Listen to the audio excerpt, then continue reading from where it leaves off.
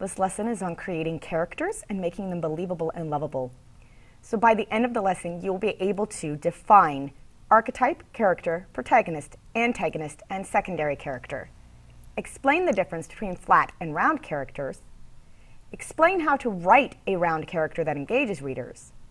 And your keywords are archetype, character, protagonist, antagonist, secondary character, flat character, and round character. Harry Potter, Green Arrow, Katniss Everdeen, and Wonder Woman. These are all characters who are well known and even loved by many readers and or TV viewers, and they are all known well and loved well for a reason. Basically, they are people we feel like we know and understand and care about. Characters are simply the people who live in stories. Doesn't matter whether it's a human person or some personified animal or object or an alien, they are the people who live in stories. An archetype is the type of character role a character might fulfill. For example, you might have a princess, a geek, a villain, a jock or cheerleader, a rebel, or a hero. These are all roles we know. In fact, we recognize them when we read stories. Our heroes and our villains, our damsels in distresses, our tech support geek people, the dumb jocks, the repressed nerd, the rebel spirit.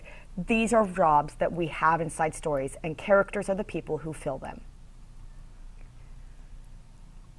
There are two basic types of characters. Your main characters, including your protagonist or the hero, star of the show. This is the person we spend the most amount of time with, learning things from. And the antagonist, the bad guy who makes the hero encounter what they encounter throughout the story.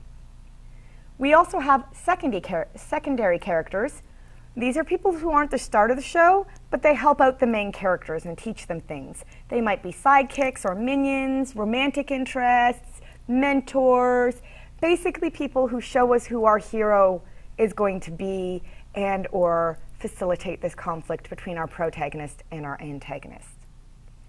Every story will have a protagonist. Not every story will have a separate antagonist.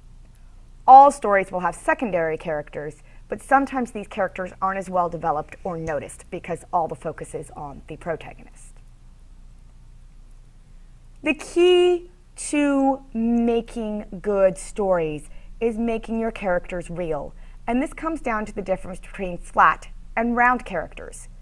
Round characters seem like real people because they're very well developed and they grow and they change over the course of the story as they learn from the conflict they're in. Flat characters don't have much more than a physical description and maybe a single character trait, like the dumb blonde cheerleader who's always kind of dumb and just self-absorbed and really worried about her popularity, versus maybe the underdog character who learns that it's not what everybody thinks about her, but more about what she thinks about herself and being true to herself, and she changes from being worried with what everybody else thinks to being worried with her own integrity. That would be a round character. The dumb cheerleader would be the flat character. Flat characters are props. They're just there to show how far a round character has come. So how do we make our characters believable and lovable? How do we make them relatable? Obviously, we need to start with the physical appearance. We need to know what our character looks like. This is part of why Harry Potter is so well known. We know what Harry Potter looks like from the description in the book. We need to know strengths and weaknesses. All of our characters are going to have things they're really good at that make them awesome. But if we really want our readers to relate with these characters, they've got to have a human side, something they're not good at. Maybe they lose their temper with their sisters, or maybe they're terrible at turning their homework in, or maybe they have no self-confidence and so they second-guess themselves and it causes trouble, something they struggle with. They need a history. People just don't spring into being from nowhere. They have families and things they've done before and things that taught them to be afraid of what they're afraid of or to believe what they believe.